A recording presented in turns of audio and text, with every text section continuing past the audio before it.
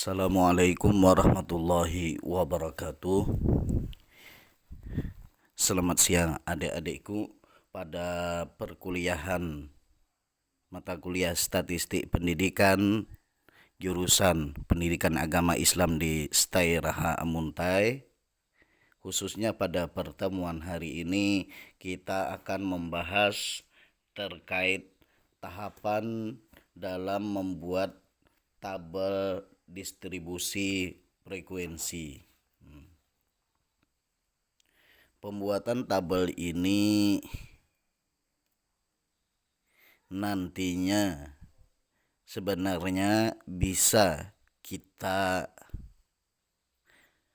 manfaatkan untuk penggarapan skripsi, untuk menuangkan skripsi. Jadi alangkah ruginya jika pembelajaran ini tidak bisa kita pahami, tidak bisa kita kembangkan, sebab beberapa skripsi terdahulu, bahkan kalau di tahun 2015, 14, 13 sampai di awal berdiri, rumus distribusi frekuensi ini adalah rumus yang jadi primadona untuk menuangkan skripsi di STAI Raha. Namun sejak tahun 2014, 2015 hingga sekarang trennya semakin berubah. Ada yang memakai ini, ada yang memakai korelasi tata jenjang, ada korelasi produk momen. Jadi penting rasanya untuk kita pelajari tabel distribusi frekuensi ini. Siapa tahu di antara kita nantinya ada yang berkeinginan memakai cara ini dalam menuangkan skripsinya. Nah, pada pertemuan terdahulu sebenarnya sudah kita ungkap beberapa tabel distribusi frekuensi. Nah, kali ini kita fokus membahas satu tabel distribusi frekuensi dari berbagai macam tahapannya. Ya, kemarin dari berbagai macam bentuknya.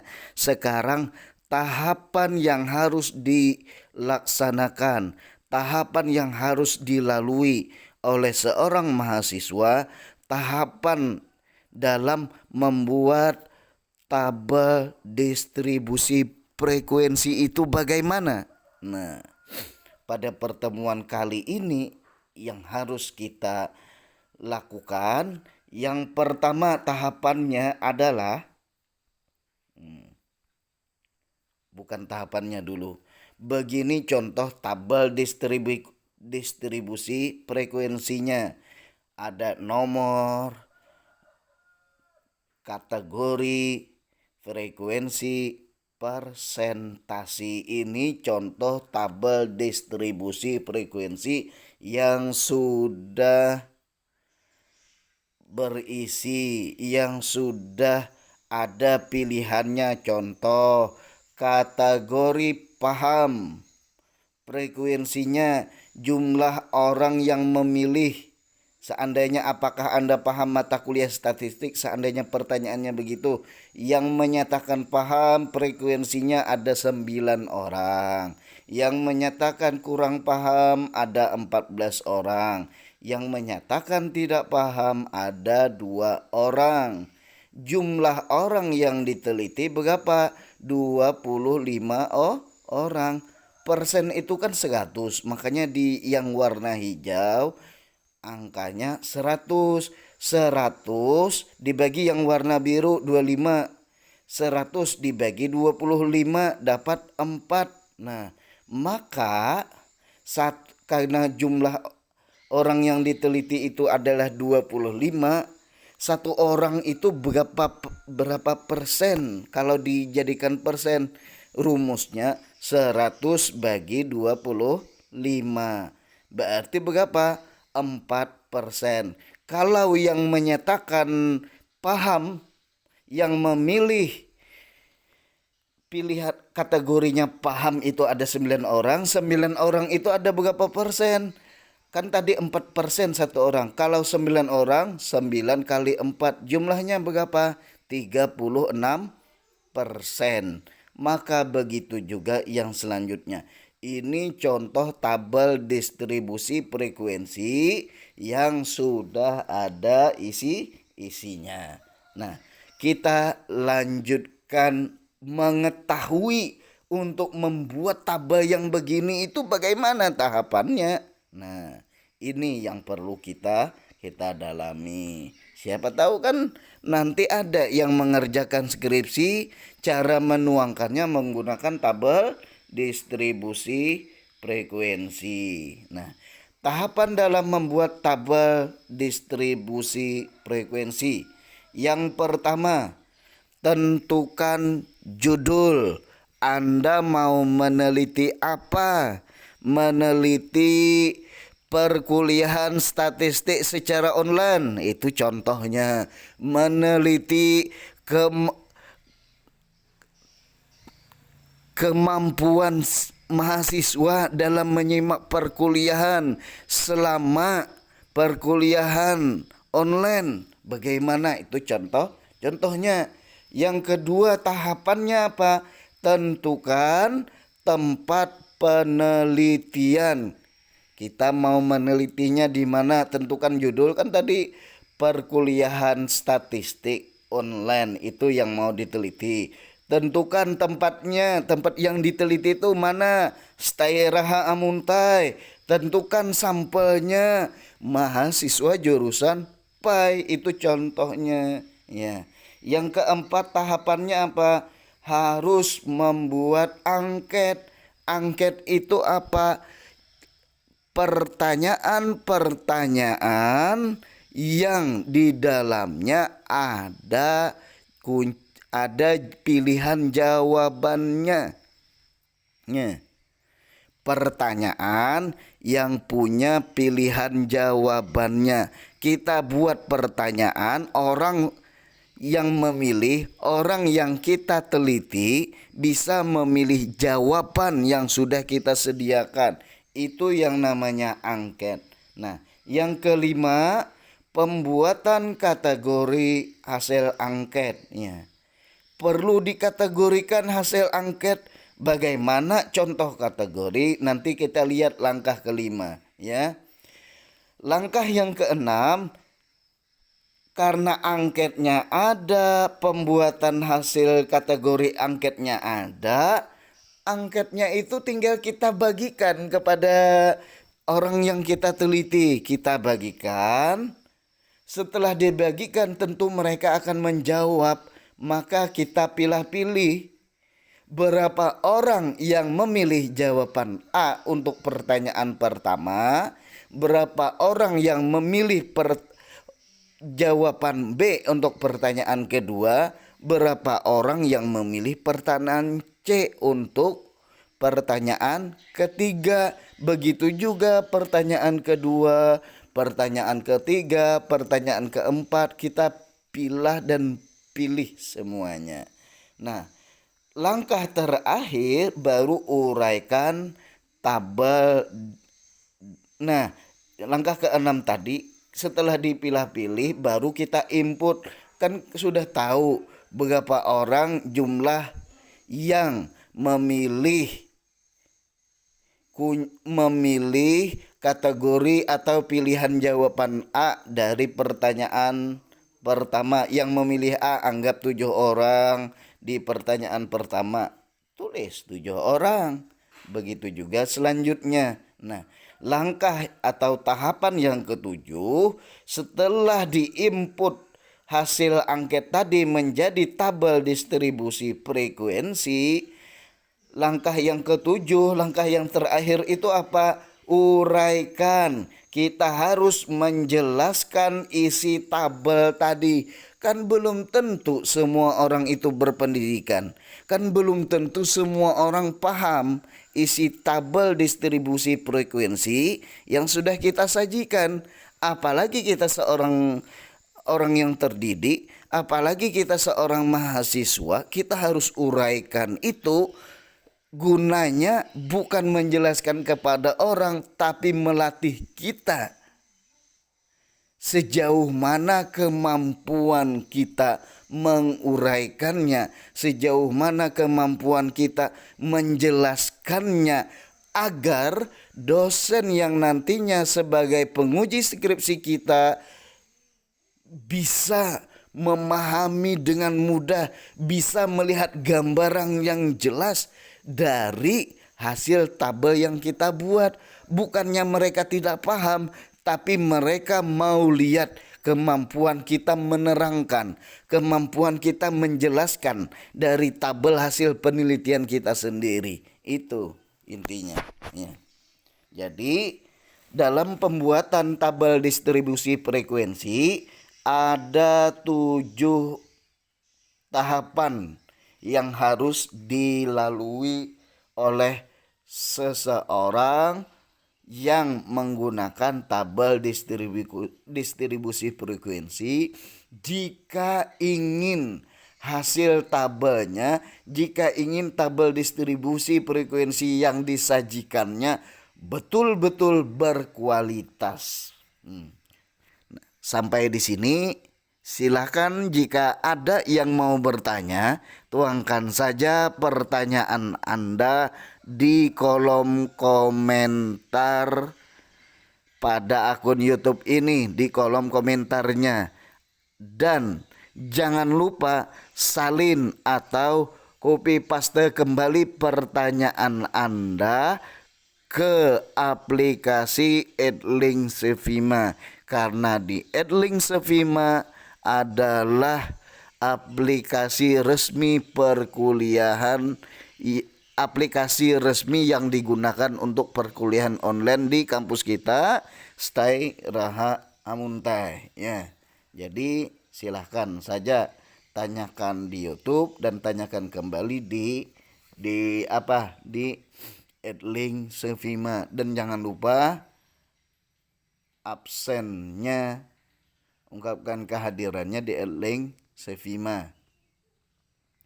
Selanjutnya, ini kan tahapan-tahapannya, supaya lebih jelas kita masuki lebih rinci ke seluruh tahapan ini. Kita awali dari tahapan pertama. Tahapan pertama apa? Tentukan judul. Kita buat judulnya.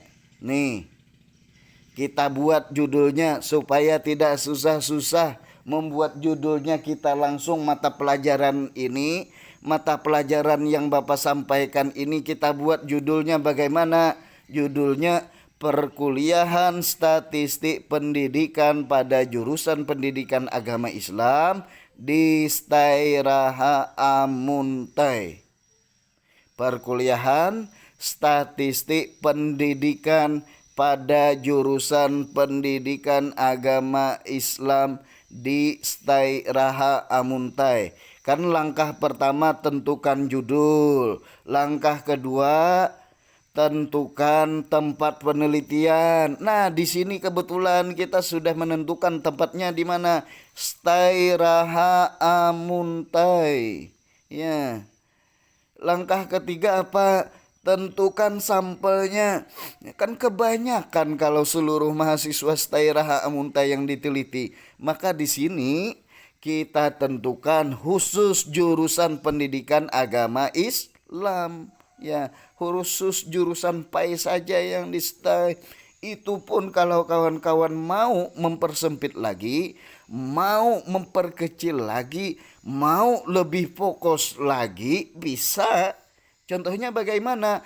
Perkuliahan Statistik Pendidikan pada Jurusan Pendidikan Agama Islam Lokal 7 STAI Raha Amuntai, kan bisa. Nah, itu sampelnya berarti lokal 7 saja. Silahkan kiaskan, silahkan bayangkan seandainya Anda meneliti di tempat lain. Ya. Yang penting tadi langkahnya apa? Tentukan judulnya. Langkah kedua, tentukan tempat penelitiannya. Langkah ketiga, tentukan sampelnya. Sampel itu tadi apa? Orang yang akan kita teliti. Ya. Orang yang dijadikan kita percontohan, orang yang akan kita jadikan target untuk ditanya. Ya, sampel itu sebagian orang yang akan kita tanya. Kalau subjek penelitian itu semua orang. Kalau sampel penelitian sebagian orang yang diteliti, ya. Sebagian saja. Yang diteliti banyak. Tapi karena kebanyakan angket juga, ya kan? Maka kita tunjuk beberapa orang untuk mewakili jawabannya.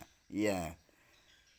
Langkah yang keempat, buat angket. Nah, ini kan judulnya perkuliahan statistik pendidikan pada jurusan pendidikan agama Islam di STAI Raha Amuntai. Ya. Langkah selanjutnya tadi apa? Buat angket. Contoh angket karena judulnya tentang perkuliahan statistik pendidikan pada jurusan pendidikan agama Islam STAI Raha Amuntai, dan saat ini kita kuliahnya secara online kan begitu.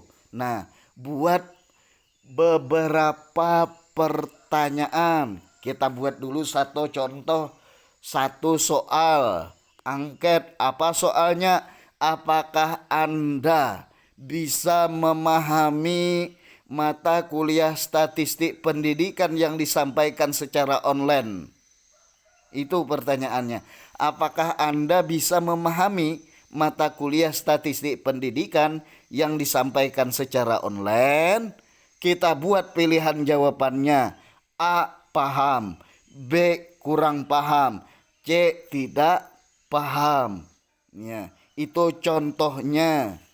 Kalau bisa 4 pilihan apa? Nah, paham, kadang paham. Susah kan? Kalau pertanyaan yang lain mungkin bisa. Kalau pertanyaan ini 3. Nah, intinya kalau yang A itu bagus, yang B itu anggaplah kurang bagus, yang di C itu tidak bagus, maka nanti pertanyaan kedua juga levelnya yang seperti itu. Maksud levelnya pilihan yang A itu pilihan yang paling bagus. Ya. Ini kan contoh pertanyaannya, pertanyaan pertamanya, apakah Anda bisa memahami mata kuliah statistik yang disampaikan secara online? Pilihannya A. Paham. B. Kurang paham. C. Tidak paham. Nah, ini contoh pertanyaan pertama. Atau kita buat lagi pertanyaan yang kedua. Nah, ini kan pertanyaan pertama. Pertanyaan kedua, apakah Anda senang mengikuti perkuliahan statistik secara online? Jawabannya karena yang paling bagus itu tadi A, berarti jawabannya A, senang. B, kurang senang. C, tidak senang. Tidak boleh A tidak senang, B kurang senang, C tidak senang. Kan kita harus menyesuaikan pilihan, level pilihan pada pertanyaan pertama. Ya. Pertanyaan kedua, apakah Anda senang mengikuti perkuliahan statistik yang disampaikan secara online? Pilihan jawabannya A, senang. B, kurang senang. C, tidak senang. Ini contoh pertanyaan kedua. Nah, Selanjutnya silahkan buat pertanyaan-pertanyaan lagi. Berapa maksimalnya pertanyaan? Tidak ada maksimalnya. Ya. Jadi sampai kapan? Sampai berapa jumlah yang kita tanyakan? Sampai sesuatu yang akan kita teliti itu jelas. Jika masih ada yang meragukan, jika masih ada hal yang kita rasa sangat penting dan belum terkuak, maka tuntutan si peneliti harus membuat angket lagi beserta pilihan jawabannya. Nah, bisa dipahami? Ini contoh pertanyaan angket beserta jawabannya. Silakan, kalau ada pertanyaan sampaikan langsung mumpung terbayang pertanyaannya apa. Nanti Bapak jawab setelah penjelasan ini selesai. Ungkapkan pertanyaan Anda. Jika Anda ragu, sampaikan dengan bahasa apapun. Ungkapkan keraguan kita, sampaikan di kolom komentar YouTube ini, dan sampaikan juga di Adlink. Kalau seandainya nanti dibuka ternyata di YouTube agak lelet, kita buka versi Adlink. Itu fungsinya, kita pertanyaan Anda ungkapkan di dua tempat, di YouTube dan di Adlink Sivima. Nah,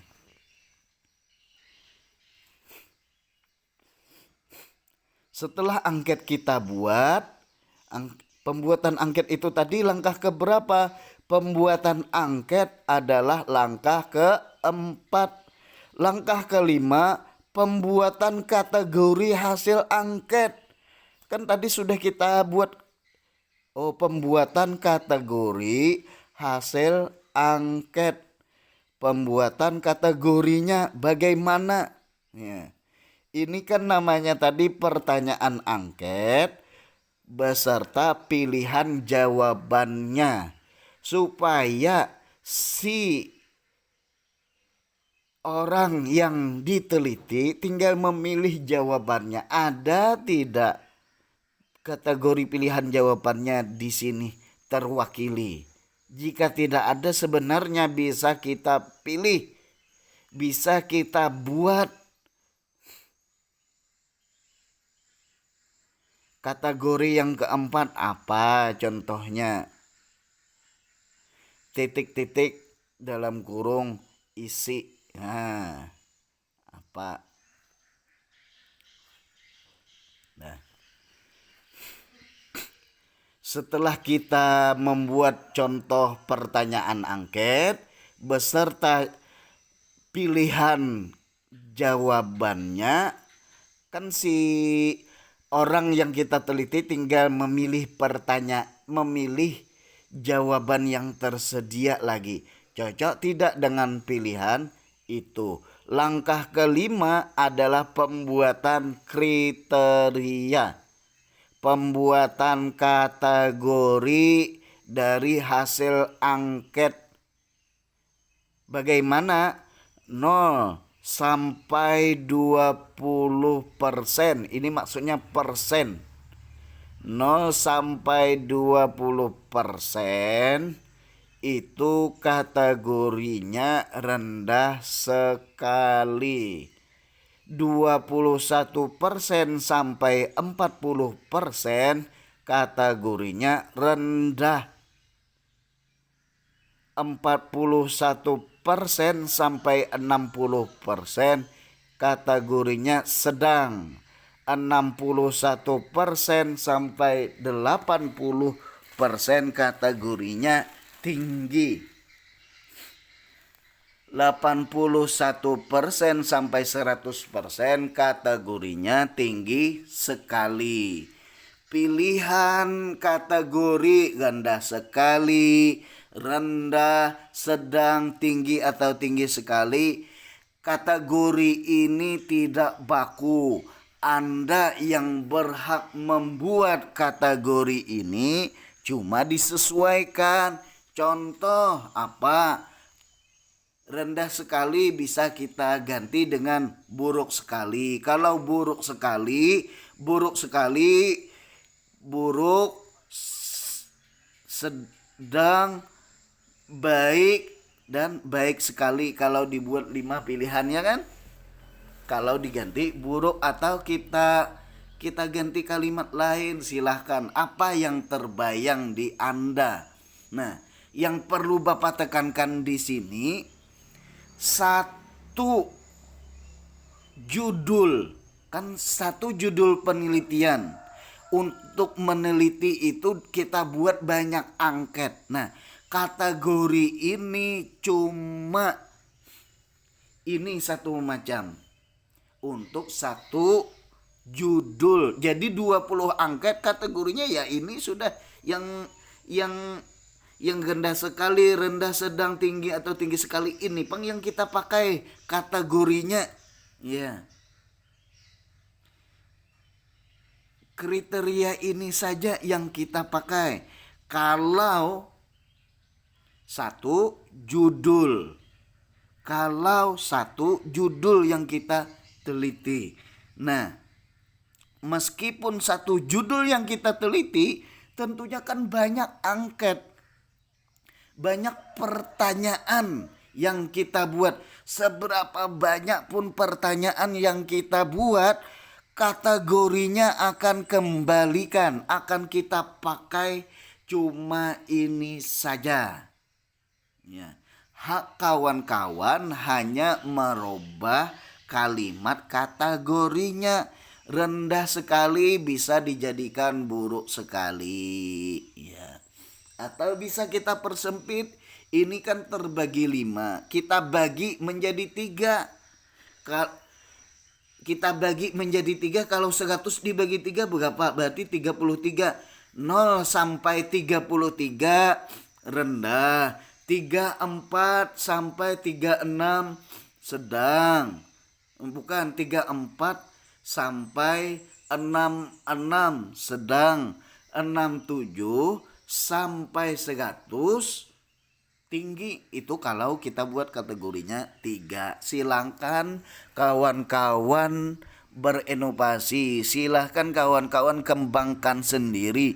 Ini gambarannya, ini contohnya yang sudah Bapak buat. Nah, setelah kategori atau setelah kriteria ini ada, kalau di skripsi di mana, Pak?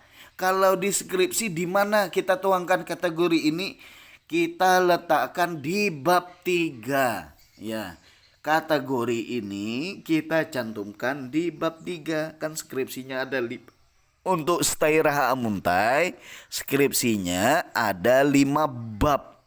Bab pertama tentang latar belakang dan lain-lain, penjelasan yang begitu ya, normatif. Nah, yang ke bab 2 teori-teori. Bab 3 tentang metodenya, metode penelitiannya, contohnya tentang angket, tentang wawancara, apa-apa yang akan kita teliti, siapa yang akan kita teliti, di mana tempat yang kita teliti, itu di bab 3. Di bab 4 hasil penelitiannya. Hasil penelitiannya bagaimana, penjelasan tentang sekolah yang kita teliti, penjelasan tentang hasil angket, ya, pembuatan angketnya di bab 4. Nah, ya, di bab 5 kesimpulan, selesai skripsi.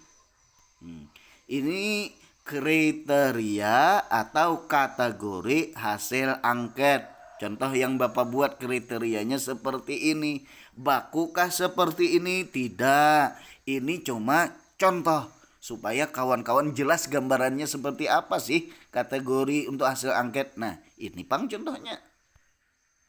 Kita lanjutkan. Ini kan kategorinya. Lanjut. Setelah angket kita bagikan, pertanyaan pertama tadi apa? Apakah Anda bisa memahami mata kuliah statistik yang disampaikan secara online? Ternyata setelah kita hitung, yang memilih jawaban A. Apa itu jawaban A? Pilihannya paham. Kan yang kita teliti ada 25 orang. Ada 25 orang. Yang memilih jawaban A dari 25 orang itu ternyata ada 9 orang. Ya, yang memilih bahwa mereka bisa memahami mata kuliah statistik yang disampaikan secara online. Ada 9 orang. Sudah kita tahu itu. Dari mana dapatnya 9 orang? Dari hasil yang kita, dari angket yang kita bagikan, kita catat siapa saja orangnya, berapa jumlahnya. Yang perlu kita catat itu berapa jumlahnya yang memilih jawaban A untuk pertanyaan pertama. Nah, selanjutnya untuk pertanyaan pertama itu kita catat juga berapa orang yang memilih jawaban B. Jawaban B itu apa? Kurang paham. Ya. Yang memilih jawaban B itu untuk pertanyaan pertama ada berapa orang? Ternyata ada 14 orang. Ya. Kita hitung juga dari pertanyaan pertama itu berapa orang yang memilih jawaban C. Kan kita membuat 3 pilihan jawaban. Jadi yang kita teliti itu mereka memilih, ada yang jawabannya A, ada yang memilih jawaban B, ada yang memilih jawaban C. Nah, yang memilih jawaban C itu berapa orang? Ternyata ada 2 orang. Nah, jawaban A 9 orang, jawaban B 14 orang, jawaban C 2 orang. Nah, setelah kita tahu yang seperti itu, maka pertanyaan pertama ini kita buat menjadi tabelnya. Asalnya angket, kita jadikan tabel distribusi frekuensi. Maka kita buatlah yang seperti ini. Membuat tabel distribusi frekuensi. Karena kita baru 1 kali membuat tabel, kita buat judulnya tabel 1. Kalau sudah ada tabel sebelumnya, kita buat judulnya tabel 2. Kalau sudah ada 10 tabel sebelumnya, kita buat tabel 11. Kan mudah. Ya. Pembuat itu judul tabel. Ada lagi itu nomor tabel. Ada lagi setelah nomor tabel, judul tabel. Pertanyaannya kan tentang mahasiswa, apakah mereka bisa memahami mata kuliah statistik yang disampaikan online. Pemahaman mata kuliah statistik yang disampaikan secara online. Bisa seperti itu judulnya. Judul tabel itu terserah kita. Yang penting judul tabel ini sesuai dengan pertanyaan. Bisa juga judul tabelnya sebagaimana yang Bapak tulis, kemampuan mahasiswa dalam memahami materi kuliah statistik pendidikan di Stairaha Amuntai.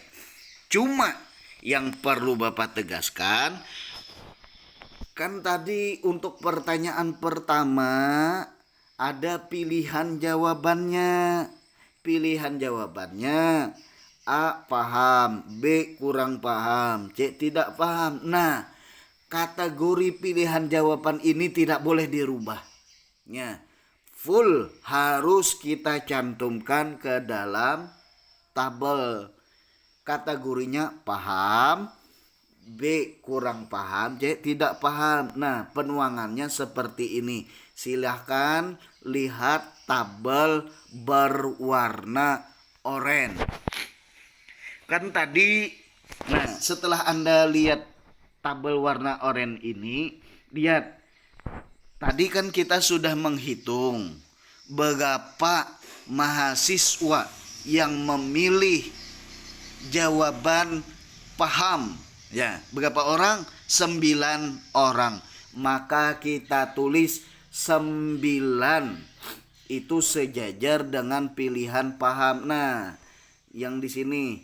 Kan paham ada 9 orang. Frekuensinya jumlah orangnya berapa? 9 orang yang memilih kategori paham. Yang memilih kategori kurang paham berapa orang tadi? Kan ada 14. Lihat yang sejajar. Kurang paham berapa? Lihat sebelah kanan angkanya 14 orang. Selanjutnya apa tadi pilihannya? Apa kategorinya tadi? Pilihannya adalah tidak paham. Kita tulis tidak paham. Ada berapa orang ya yang memilih tidak paham? Ada 2 orang. Kita hitung, benarkah yang kita teliti tadi? Kan kita mau meneliti 25 orang. Benarkah sampelnya tadi 25 orang? 9 ditambah 14 berapa? 23. Ya, 23. Ya, 23.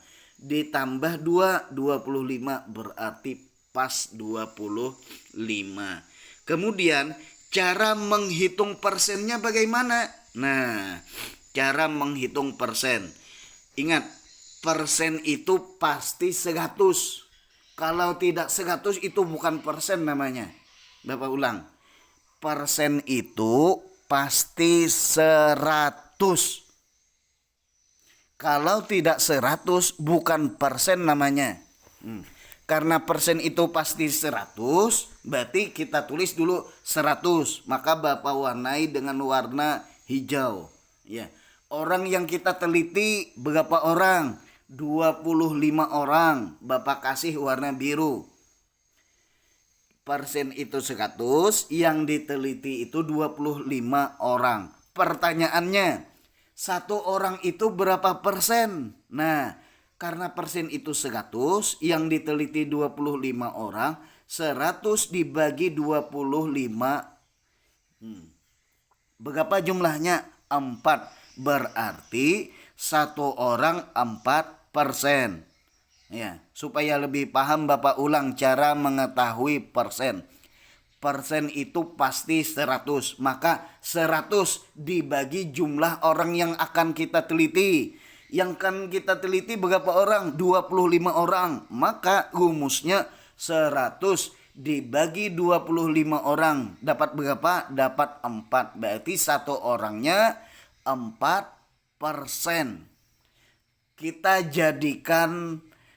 Kita lanjutkan menjadi pilihan dari angket. Kan pertanyaan pertama, apakah Anda bisa memahami statistik yang nih? Pertanyaan pertamanya tadi, apakah Anda bisa memahami mata kuliah statistik yang disampaikan secara online? Yang memilih pilihannya paham itu berapa orang? 9 orang. 9 orang. Berarti di kolom persen ini kan masih kosong. Di kolom persen berapa angkanya? Di kolom persen. Nah, kan tadi sudah Bapak bilang, persen itu pasti 100. Kalau yang kita teliti 25 orang, maka 1 orangnya berapa persen? 100 dibagi 25. Berapa jumlahnya?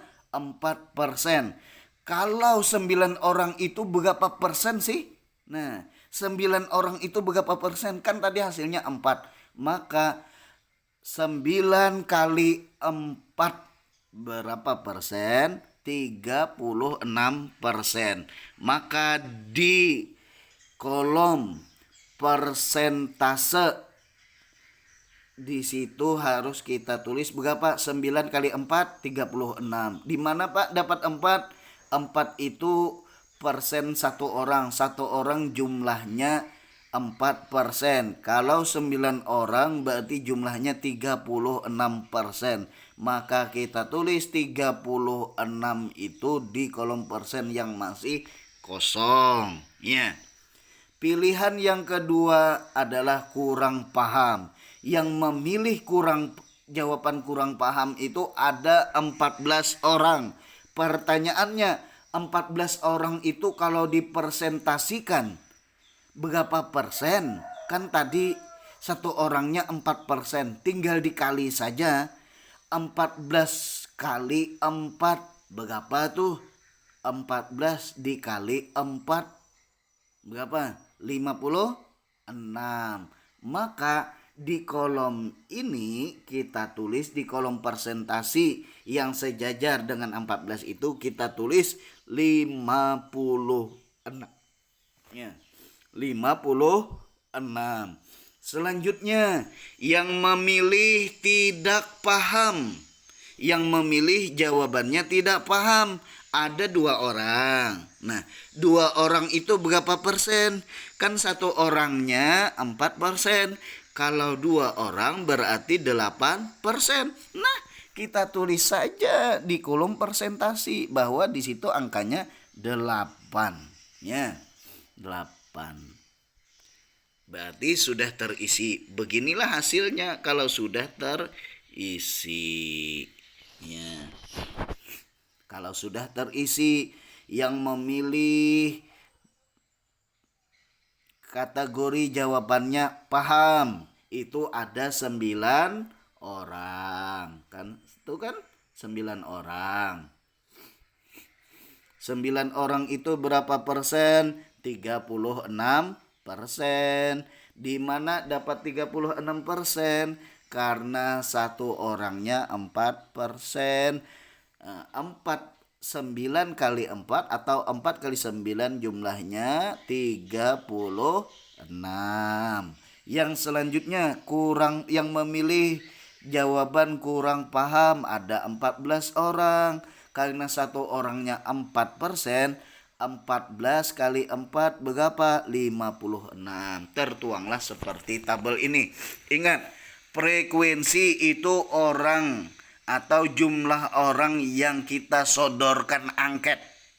Orang yang menjawab angket berapa? 25 orang. Nah, 25 orang. Persentasi itu wajib jumlahnya 100. Maka kita jumlahkan 36 tambah 56 tambah 8. Benarkah jumlahnya 100? Bila benar berarti sudah tepat persentasi kita. Jika jumlahnya kurang dari 100 itu salah. Kalau lebih bang juga salah. Bukannya lebih itu lebih baik, tidak.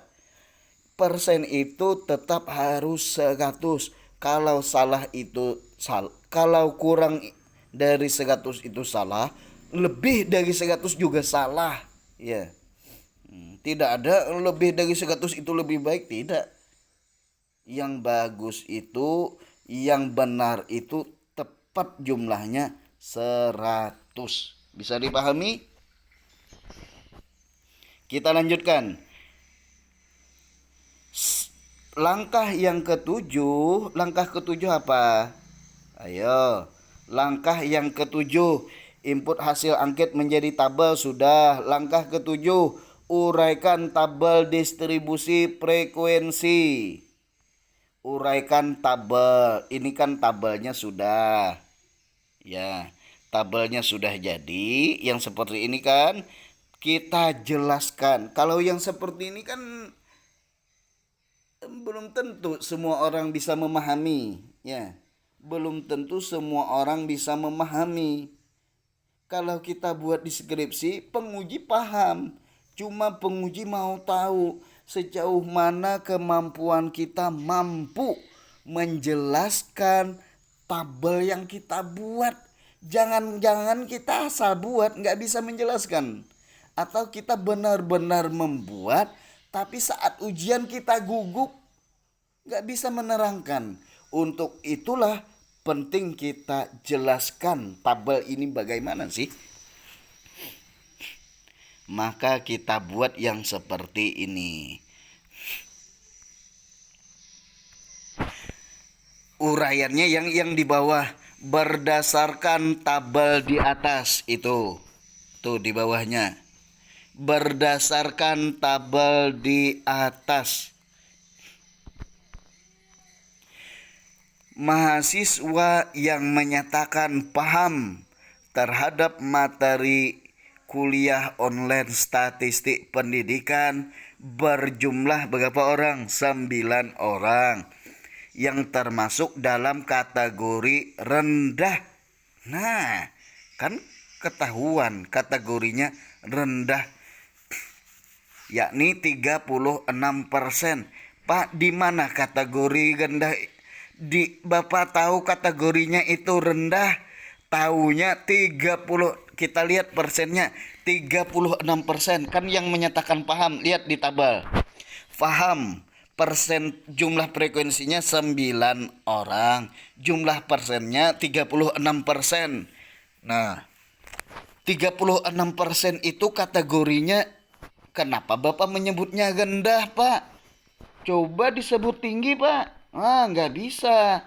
Kan tadi sudah kita buat kriteria hasil angket. 36 kan hasilnya tadi yang menyatakan paham. 36 itu apakah termasuk di kriteria 0 sampai 20 atau 21 sampai 40? 36 itu kan adanya di kategori nomor 2. 36 itu antara 21 sampai 40. Antara 21 sampai 40 itu kategorinya apa? Kriterianya apa? Rendah. Maka 36 itu rendah. Kalau 70, Bang, Pak. Kalau 70 itu ada di mana? 70 lihat kriterianya. 70 itu ada antara 61 sampai 80. Berarti kalau 70 kategorinya tinggi. Ya. Nah, bisa dipahami pemahaman kriteria ini, pemahaman kategori ini. Ya. Jika persentasinya nanti antara 0 sampai 20, itu kategorinya, itu kriterianya rendah sekali. Antara 21 sampai 40 kriterianya atau kategorinya rendah.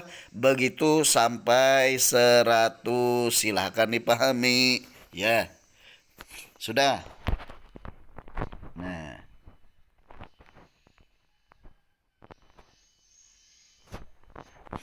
Bapak ulang. Berdasarkan tabel di atas, mahasiswa yang menyatakan paham terhadap materi kuliah online statistik pendidikan berjumlah 9 orang yang termasuk dalam kategori rendah. Di mana tadi dapat kategorinya rendah? Dari angka 36%. Makanya dalam kurung 36%. Sedangkan mahasiswa yang menyatakan kurang paham berjumlah 14 orang. 14 orang yang termasuk dalam kategori sedang. Kenapa Pak disebut kategori sedang? Sebab 56%. 56% kriterianya tadi apa? Sedang. Ya. Sebab kategori sedang atau kriteria sedang itu dari mana? Dari 41 sampai 60%. 56 itu kan antara 41 sampai 60. Ya.